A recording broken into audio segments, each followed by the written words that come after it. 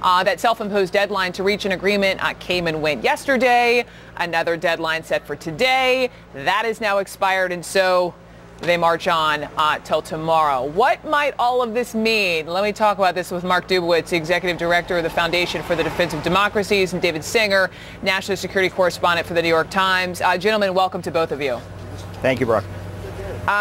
David, phenomenal piece in the Times this morning, and I want to get to sort of the numbers and the symbolism and this mistrust for decades. But my first question, just now that we know the deadline has been moved again, good sign, bad sign?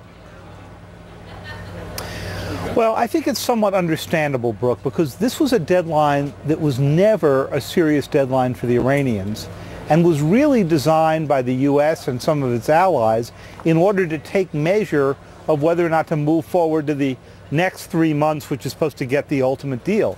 The Iranians figured out some time ago that if they didn't care about the deadline and the Americans did, why give going up to this moment?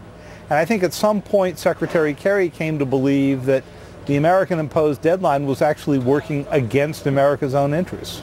I was talking to an ambassador yesterday, and he was saying, Brooke, you always have to have deadlines in diplomacy, even though, you're continuing to potentially move the goalposts. Mark, I know you say Iranians have systematically worn down the U.S. negotiating position. Do you think this now extension of the deadline, is that more proof of that?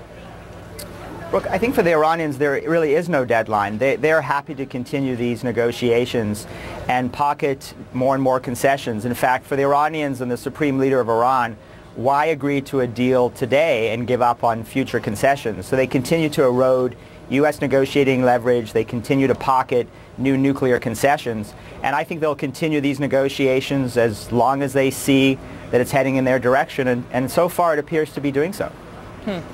David, to the point in your piece that you wrote, talking about the different perspectives of both the United States and Iran, you say Americans talk in a wonderfully American way about numbers and limits, of course talking about sanctions and numbers of stockpiles, etc., and Iran about preserving respect for their rights and the sense of sovereignty, and it's much more symbolic, and how, those two don't necessarily jive.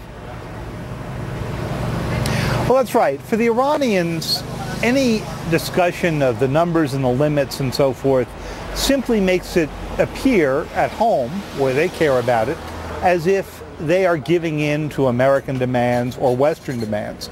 Their only real interest here is getting the sanctions removed. And so they've got to portray each of these changes, any concessions they give in to, as temporary suspension of work, and when this agreement is over, that they'll be accepted as a full nuclear power, the way Japan is, or Brazil. For the U.S. Its narrative needs to be that there are permanent limits being placed, or near permanent limits, on the Iranians, so that they would not be able to produce a bomb's worth of material without giving us at least a year's warning. And the question is, can you design something that gives you those numeric limits, but also preserves the optics so that the Iranians can actually go along with it? And that's really what's taking so much time here.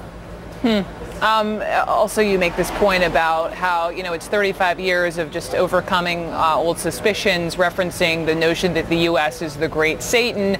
You talk about these, westernized, these American-educated leaders around the table in Iran, and juxtapose that back with, of course, back home in Iran and the Ayatollah. Mark, how do you think some of these Iranians are perceiving Secretary Kerry?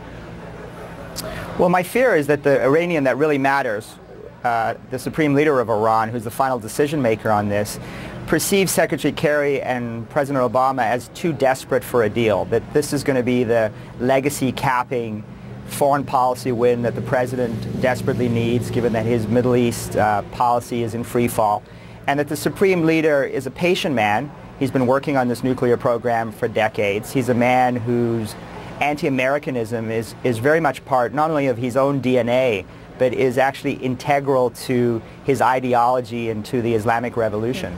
He's a patient man who will continue to negotiate, and he will draw red lines, which he has. He's stuck to those red lines, and now he's forcing the Americans and our allies to accommodate his red lines, and he's seen a systematic and steady erosion of our nuclear demands while his leverage is increasing, not only just on the nuclear file, but the Iranians have also been engaged in a regional breakout where they are in control of 4 Arab capitals, and they perceive to be at least on the march, which is making them confident, if not arrogant, and may actually lead to an increased intransigence at the negotiating table.